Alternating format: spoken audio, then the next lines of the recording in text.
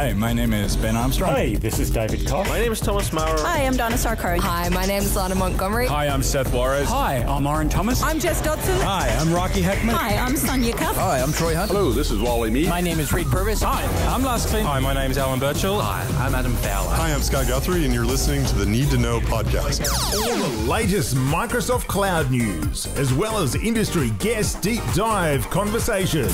It's a Need to Know podcast. All thanks to the CIA Ops patron community. The Need to Know podcast. Catch us on Twitter and Facebook, N2K Podcast, and online at ciaops.podbean.com. Welcome along to the Need to Know podcast. My name is Robert Crane, and you join me for episode 299 in March 2023. So some usual housekeeping from me before we kick into the content. You can reach out to me at any point in time using the email director@ciaops.com. A video companion to this podcast will be found at my YouTube channel, youtube.com/@directorcia. On the Twitters, I'm at directorcia. Also on Mastodon, twit.social/@directorcia. There is the option if you wish to join a Teams shared channel that I have set up. Again, there's no cost to do this. You might need to make a few changes to your AD environment, and that would allow you to join that, get information and additional compliment stuff that I do share there. So again, the link will be in the show notes for you to go and have a look at that. Don't forget the old merch store as well, and you can become a CIOps patron to get information and updates on the Microsoft Cloud on a daily basis at ciaopspatron.com. Now, with that said, there has been a rather large announcement, I suppose, from Microsoft a bit. I suppose expected. What Microsoft in essence have done is take ChatGPT and rolled it into their Microsoft 365 environment.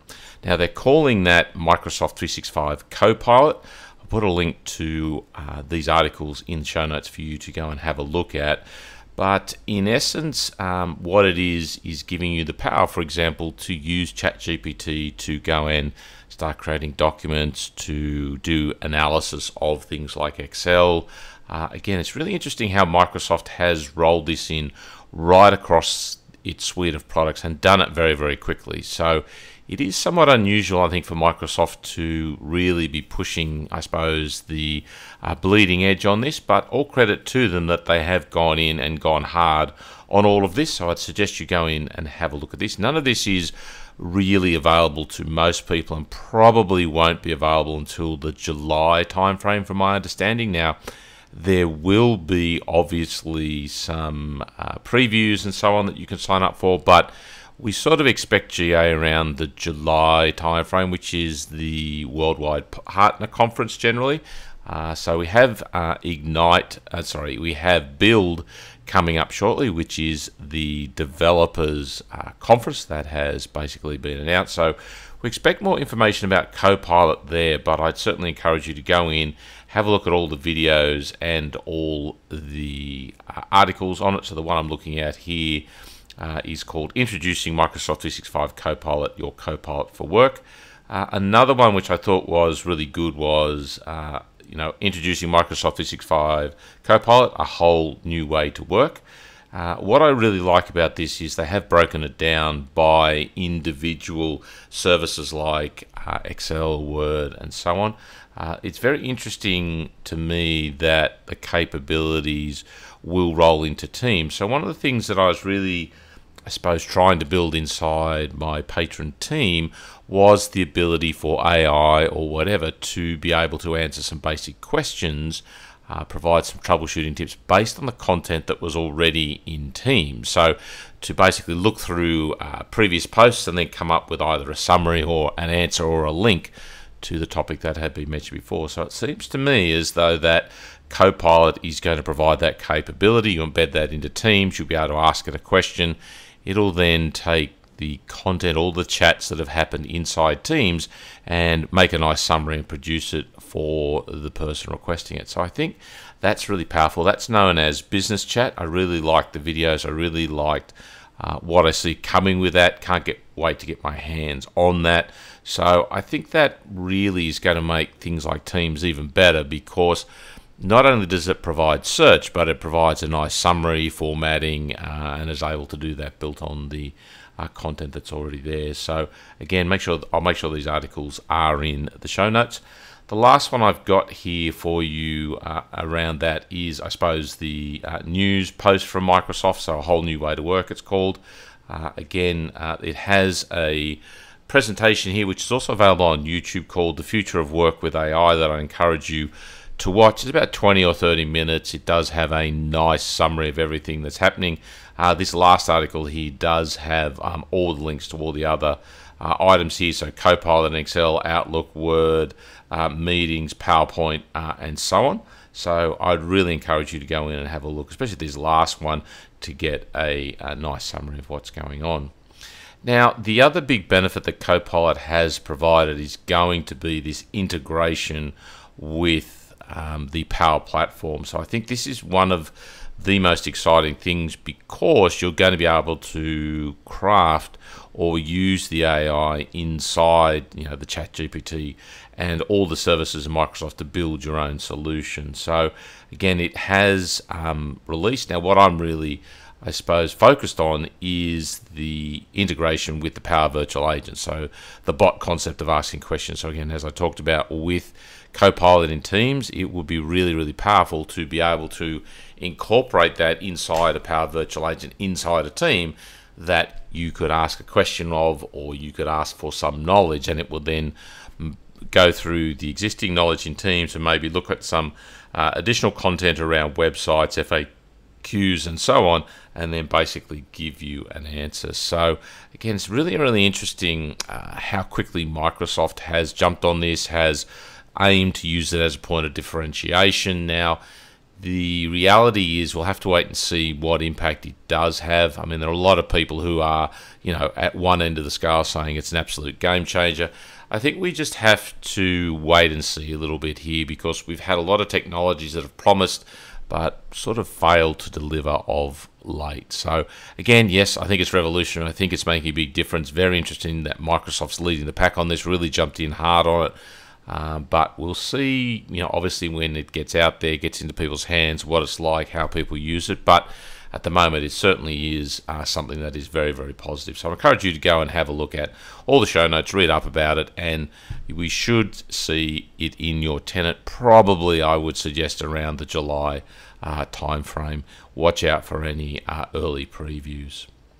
Now, another article I've got for you here is about configuring BitLocker using Intune settings catalog.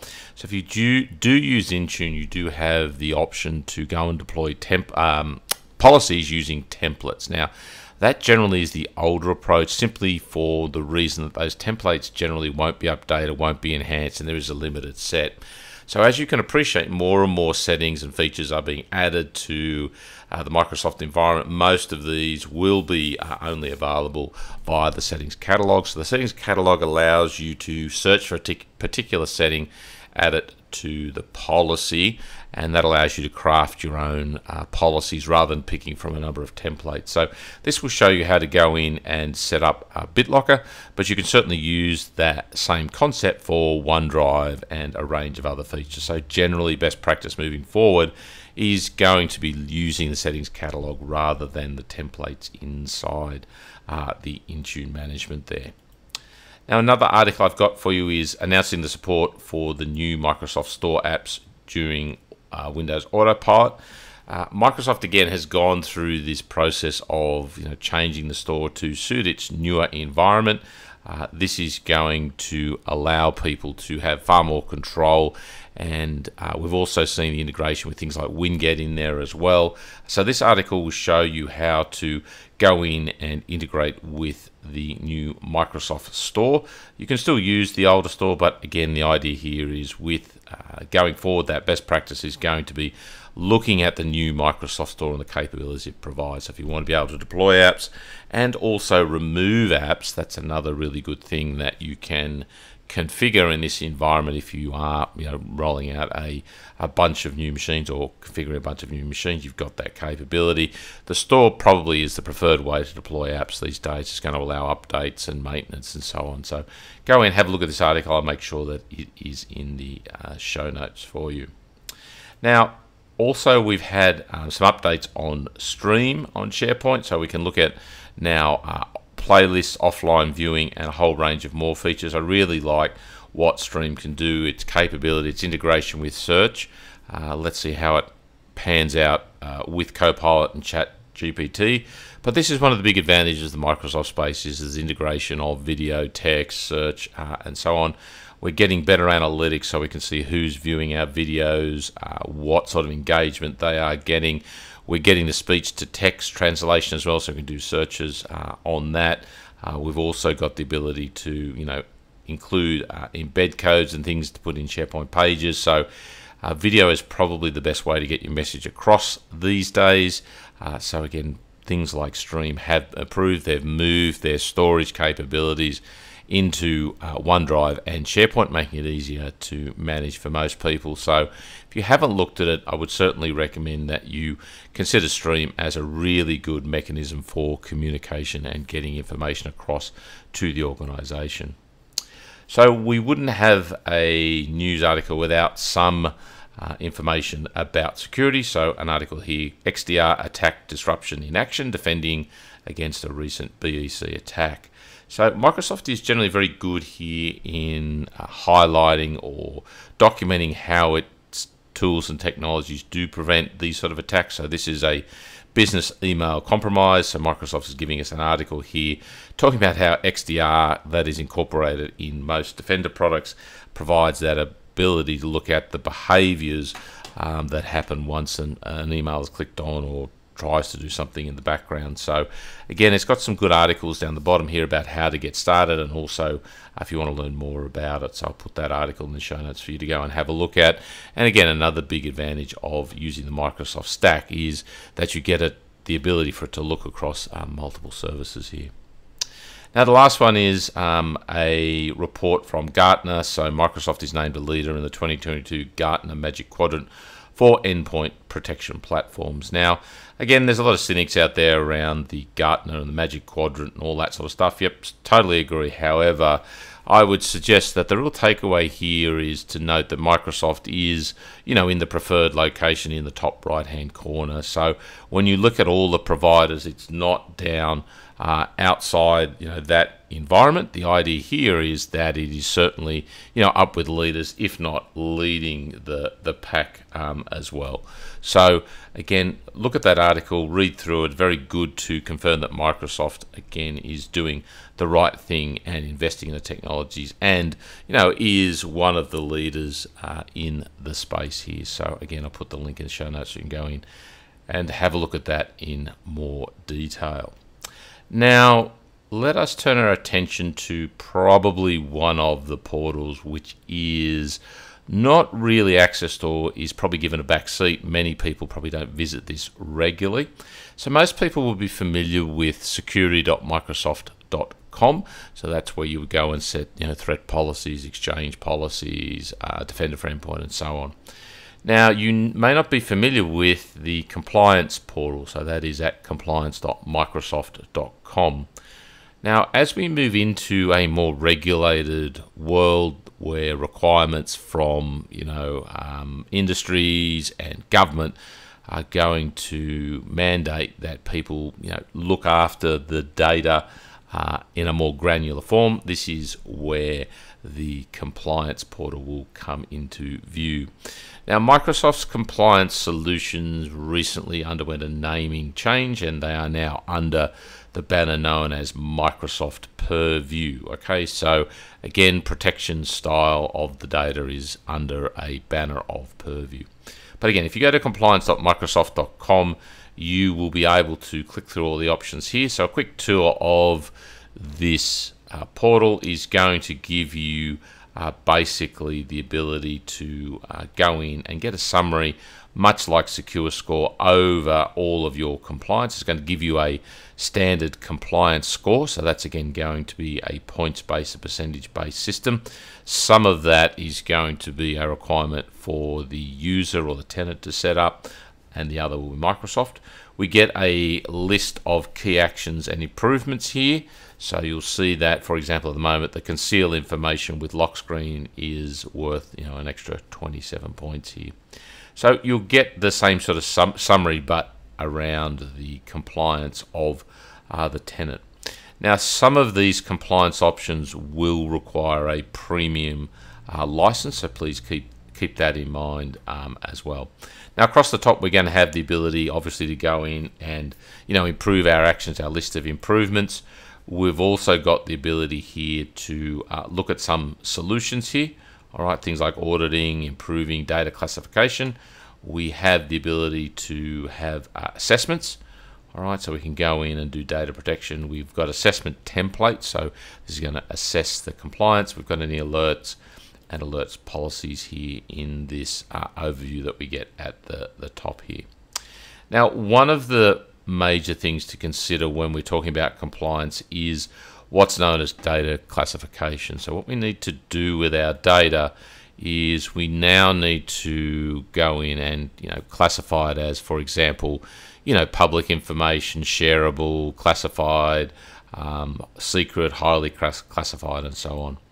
Now, depending on the license that you have available to you, you can train or learn these classifiers automatically. Typically, you need a P2 license to achieve that. You can still manually set up classifiers with most P1 licenses, including Microsoft 365 Business Premium. But it's largely all about understanding and classifying or tagging the data specifically, and then taking action or applying policies based on those sort of tags or classifications there. Now, one of the other things we can do in this environment today is we can actually connect, thanks to Microsoft 365, we can connect and classify non-Microsoft data here. So you might, for example, want to do something around your Twitter feeds or social media and so on. So we can set that all up, manage that. We can also ingest some of that material into our Microsoft 365 core compliance reasons. So let us say that you want to ingest your Twitter feeds, your corporate Twitter feeds into this. That is possible to be able to do that and keep that for compliance reasons inside the Microsoft environment. So we've also got our alerts, so we can set up policies that generate all sorts of alerts here as to what's going on compliance-wise in our environment. We've got the good old reports here, so you can look at the data, the identity, and all that sort of stuff, the labels that were used in the environment if you want. And of course, we've got our policies here. So we've got alert policies, we've got retention and data DLP policies. So this is where you'll typically find policies that relate to individual data items, right? So in the security, we're typically applying a policy to a service, so things like Defender for Office 365, whereas in compliance, we're really talking about individual data items, and really these are policies that we want to configure ourselves, and they relate more to how we want the data to be dealt with, how long do we want to retain it for, what security do we want around our individual data items. In here, you can also go and set the permissions, so you can go in here and set up who's got access, who can read the information, who can set the labels and the classifications. We can do all that sort of stuff as well. We have a link here for trials, so this is where you would go in and add those, a trial of those third-party options if you want. All right, and we've also got a solutions catalog, so we can put in things like data lifestyle management, information protection, records management, privacy management, so on. So insider risk is another example of a policy that you can add on if you don't have it with your licensing. Now, we also have the capability in here for our audit.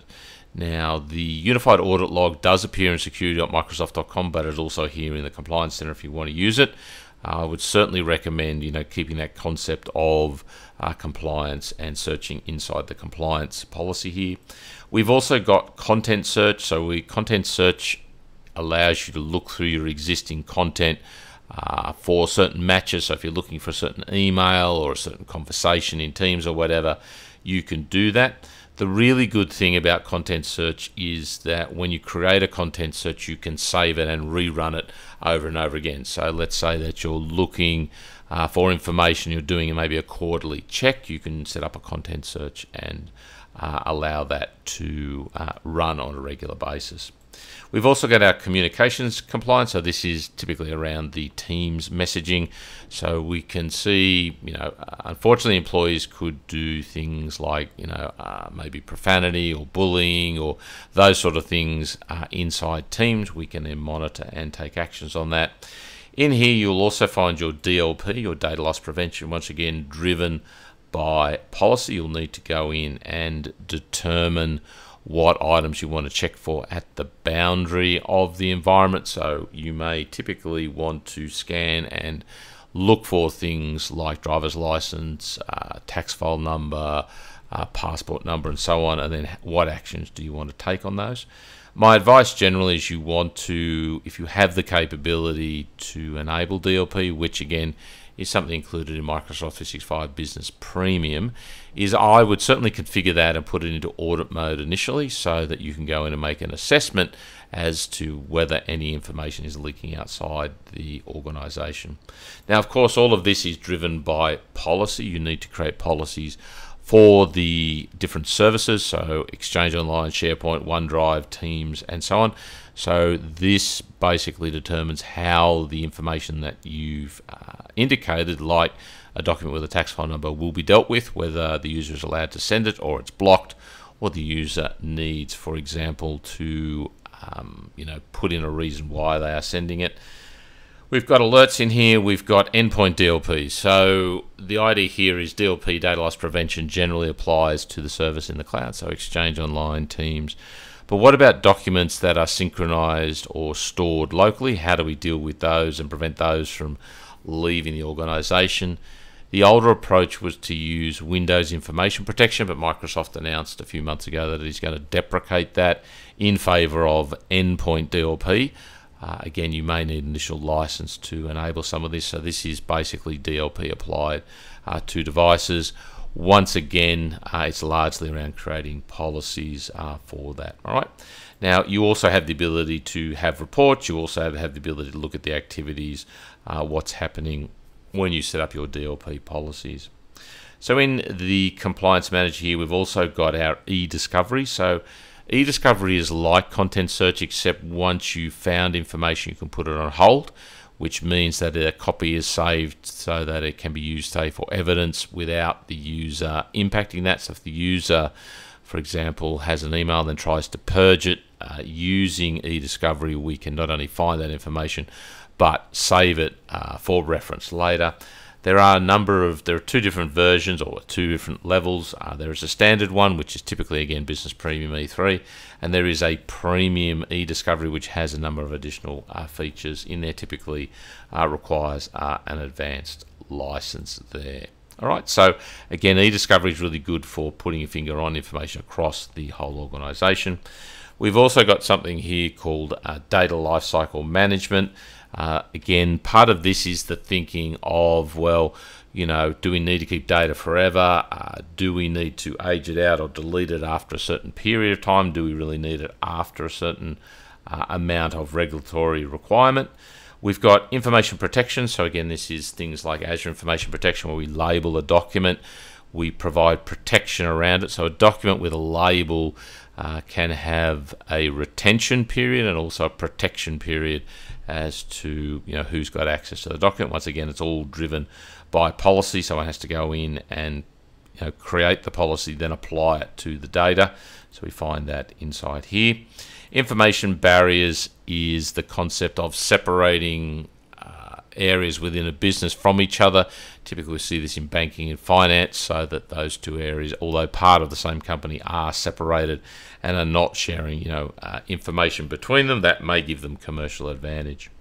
Insider risk is looking at, whether users in the environment are doing things that may indicate, for example, they're sending information or considering taking information outside the organization. Again, some videos in here. If you don't have the license, it will give you an idea of what that is. I think this is going to be a greater part of many organizations, is that, what sort of risk, how do we minimize the risk from an insider copying and, taking all our information outside. The insider risk, again, is typically a premium add-on to most licenses. In here we have records management as well, so we can treat an item as a record. A record basically has a concept of a life cycle. It's created, it's used, it's then retired or removed or deleted from the process. So I think very much law organizations have this concept of a record. Now, a record could be multiple documents. So let's say it's a case. The case moves along as a record. All those Excel, Word, PDF documents are basically put together in a folder style record that is then moved through its life cycle. We've got privacy risk management here. So think GDPR. So users and individuals have the right under GDPR to request their information, to view the information that an organization has. Again, you can easily recover that, manage that inside the Microsoft 365 environment here. And we also have the subject rights request. So a user in GDPR can generally ask the organization to receive or to have a report of all the information that the organization has on them, and then potentially remove that from the environment. So certainly provides that capability built in the system. A lot of people perhaps aren't subject to GDPR. However, the caveat to think about here is that there is a good chance that some form of GDPR will make its way across all organizations or all governments, because it's much easier to take an existing working standard than recreate your own. So I think GDPR will be taken as sort of the baseline. Many countries will use that as their base and make slight modifications from there. So if you haven't looked at and considered the impact of GDPR, I certainly encourage you to do that, even if you are in a region that isn't subject to GDPR, because that's probably a very good baseline to think about. Now, down the bottom here, we've got some settings. We can go and look at device onboarding, co-authoring with sensitivity labels, the compliance manager, and an information protection scanner. So Microsoft has a lot of technologies in here that can auto-scan, auto-classify information and data for you, but remember, you will need to have the appropriate license. And then down the bottom here, we do have additional resources that will allow you to move through those pretty quickly. So again, this is the compliance manager. All right, now Microsoft's branding around this is Purview. You'll find this at compliance.microsoft.com. Most people will probably start with this environment with DLP, data loss prevention, setting that for their Exchange, their Teams, and their SharePoint. They'll probably then grow that into Endpoint DLP, and then from there look at labeling and things like data classifications. Now, the idea here is that not to ignore this. I would suggest that at a minimum, when you do set up a tenant that includes these sort of features, you enable things like DLP immediately, but put them into audit mode so you can go back and easily view all those settings and review them, and then make informed policy decisions that actually take actions on that. All right, so with that, that is the Compliance Manager or Microsoft Purview. Remember, some of those features will require premium licenses, but I think a lot of it will be driven by policy, and will need people to make decisions and set up these policies and manage and monitor those going forward. So if you haven't looked at that, compliance.microsoft.com, go in, have a look, have a play. I'd suggest you start with DLP. That's available with Microsoft 365 Business Premium. Put into audit mode and see what basically turns up. All right, so with that, thank you very much for listening to this episode. Don't forget that you can always visit information that I do post regularly on my blog, blog.ciapps.com. Don't forget my GitHub repo, github.com/directorcia. The YouTube companion will be published up on my YouTube channel. Don't forget to go back and listen to any previous episodes of the Need to Know podcast. I always appreciate anybody's feedback and suggestion for topics they'd like to see. My online training courses are at ciopsacademy.com, and of course, thanks to all the patrons who do make this free content available on a regular basis by signing up to a subscription. You can do that at ciaopspatron.com. And with that, I will thank you very much for listening to this episode of the Need to Know podcast.